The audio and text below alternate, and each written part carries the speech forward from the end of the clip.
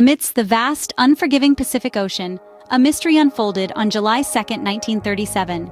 Meet Amelia Earhart, a name that echoes through the annals of history, a beacon of female empowerment and a testament to the indomitable human spirit.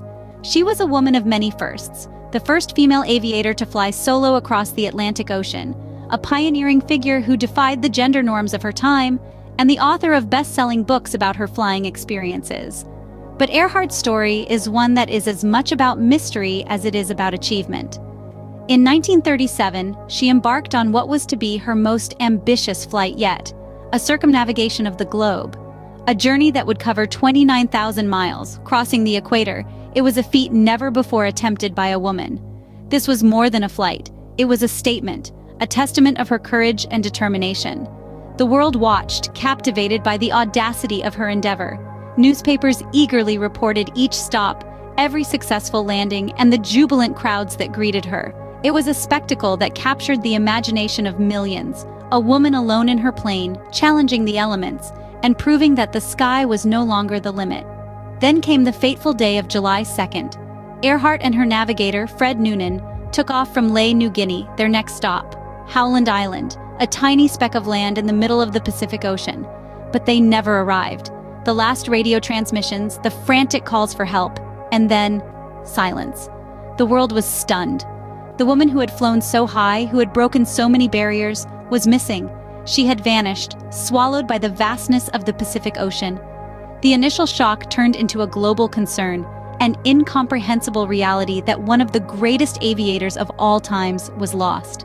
The world held its breath as the largest sea search in history commenced. Born to a world where women were expected to be homemakers, Amelia Earhart dared to challenge the status quo. Born in Kansas in 1897, Amelia was a tomboy from a young age, with an insatiable curiosity and a taste for adventure. It was this spirit that led her to her first air show in Toronto in 1918, where she felt an immediate and deep connection to the world of aviation. Amelia's fascination with flight was not a fleeting whim. It was a passion that consumed her. She saved up for flying lessons, working an assortment of jobs to earn the money. In 1921, she took her first flight lesson in a little yellow biplane she affectionately named the Canary. It was a defining moment in her life, a moment where her adventurous spirit found its true calling.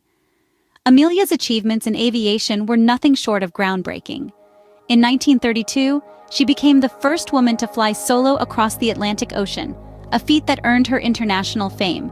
But Amelia didn't just use her fame for personal glory, she used it to advocate for women in aviation, breaking down barriers and challenging societal norms. She was a founding member of the 99s, an international organization for female pilots, and she worked tirelessly to open doors for women in a field that was overwhelmingly male-dominated. But her role as a trailblazer didn't stop there. Amelia was a role model for women everywhere, proving that they could achieve anything they set their minds to. She was a symbol of the adventurous spirit, of the relentless pursuit of dreams, no matter the obstacles. She once said, "The most effective way to do it is to do it." And she lived by those words, always pushing herself to go further, to fly higher. Her daring spirit and relentless determination set the stage for her final fateful journey. Her last adventure was to be the most ambitious, a flight around the world. So began Amelia Earhart's planning for her greatest journey. Her choice of aircraft was the Lockheed Electra, a twin-engine plane designed for long-distance flights. The Electra, robust and reliable, was an embodiment of Earhart's unwavering spirit. She would be the first woman to circumnavigate the globe, a feat only accomplished by a handful of aviators. Yet the preparation for this flight was no small task. It required meticulous planning, from fuel calculations to weather predictions. Amelia and her navigator, Fred Noonan, pored over maps and charts, plotting a course that would take them over 22,000 miles across continents and oceans. Amelia was no stranger to the skies, but this flight was a challenge even for her. The crux of the journey was the Pacific leg. No easy feat, it was an expanse of water larger than all the land masses on Earth combined. The Pacific Ocean is unpredictable, with its ever-changing weather conditions and vast, unending horizon. It was a challenge that Amelia was willing to meet head-on, a testament to her adventurous spirit. The day finally came. On June 29, 1937, Amelia Earhart, with her co-pilot Fred Noonan, took off from Lae, Papua New Guinea. It was a sunny day, and the Electra, loaded with enough fuel to cover the next 2,500 miles, climbed into the sky. The duo was heading towards Howland Island, a tiny piece of land amidst the vast Pacific. Amelia's voice, transmitted over the radio, was filled with optimism. She was in high spirits, ready to conquer the world, 1 mile at a time. But as the Lockheed Electra disappeared into the horizon, the world watched with bated breath. As she took off from Lae, Papua New Guinea, little did the world know it was the last time they would see Amelia Earhart. Her final flight, filled with hope and courage, would soon become one of the greatest mysteries of the 20th century. When the radio signals faded into silence, a desperate search was set in motion. As Amelia Earhart and her navigator Fred Noonan lost contact with the world, an unprecedented rescue operation was launched.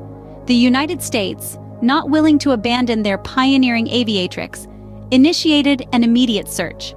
With the last known location being near Howland Island in the Pacific, the search spanned over 250,000 square miles of ocean. The U.S. Coast Guard and Navy joined forces, deploying ships and aircraft in a race against time. The cutter Itasca, which had been providing radio assistance to Earhart, was the first to venture into the vast expanse of water.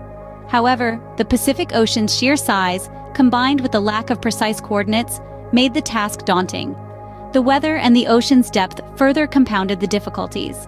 Despite these challenges, the search teams remained undeterred, fueled by hope and determination. In the days that followed, other countries also joined the search. Ships from Japan and Britain scoured the Pacific, while local islanders kept their eyes peeled for any signs of the missing aviators. Yet, the vastness of the Pacific Ocean was a formidable adversary. Each day that passed without any discovery diminished the chances of finding Earhart and Noonan alive. The search was not limited to the sea. Land areas, including the Phoenix Islands, Gilbert Islands, and even the Marshall Islands under Japanese control, were investigated. Yet, all efforts proved fruitless. The lack of substantial evidence, no debris, no distress signals, only deepened the mystery surrounding Earhart's disappearance. After 2 weeks, the official search was called off. The United States had spent an estimated $4 million on the operation, making it the most extensive and expensive sea search in history. Yet despite this enormous effort, no trace of Earhart or her plane was found. The world was left to wonder, what had happened to Amelia Earhart? Despite the most extensive and expensive sea search in history, no trace of Earhart or her plane was found. The disappearance of Amelia Earhart has fueled countless theories and speculations. Let's delve into some of the most popular ones. First up is the crash and sink theory. Some believe that Earhart and her navigator, Fred Noonan, ran out of fuel and plunged into the vast Pacific Ocean. The plane, a Lockheed Electra, was not designed for water landing and would have quickly sunk, leaving little trace. This theory is supported by the fact that extensive search efforts found no evidence of Earhart, Noonan, or their plane on any nearby islands. Next, we have the Gardner Island theory. This suggests that Earhart and Noonan made an emergency landing on Gardner Island, now known as Nikumaroro, a remote coral atoll in the Phoenix Islands. They supposedly survived as castaways, but eventually succumbed to the harsh conditions. Some evidence, including a photograph of what appears to be a plane's landing gear and artifacts from a 1930s-era campsite, have been found on the island, lending some credence to this theory. Lastly, there's the spy theory. It's speculated that Earhart was a U.S. government spy sent to gather information on the Japanese in the Pacific. According to this theory, Earhart was captured by the Japanese and either executed or forced to live out her days in Japan under a new identity. The U.S. government, aware of her fate, supposedly covered it up to avoid a diplomatic incident. This theory, however, lacks solid evidence and is largely considered a conspiracy theory. The truth of Earhart's fate remains shrouded in mystery. It's a puzzle that continues to captivate us, urging us to piece together the clues left behind. Each theory presents its own intriguing possibilities, and until definitive proof is found, we can only speculate. While the mystery of Amelia Earhart's disappearance remains unsolved, her legacy continues to inspire and captivate. Amelia Earhart was more than a pilot. She was a beacon of hope and determination. She revolutionized aviation, breaking barriers not only in the sky but on the ground, championing for women's rights. Her courage and adventurous spirit continue to inspire millions today, encouraging us to push boundaries and challenge the status quo. In the face of the unknown, Amelia Earhart dared to explore. and in doing so, she forever etched her name in the annals of history.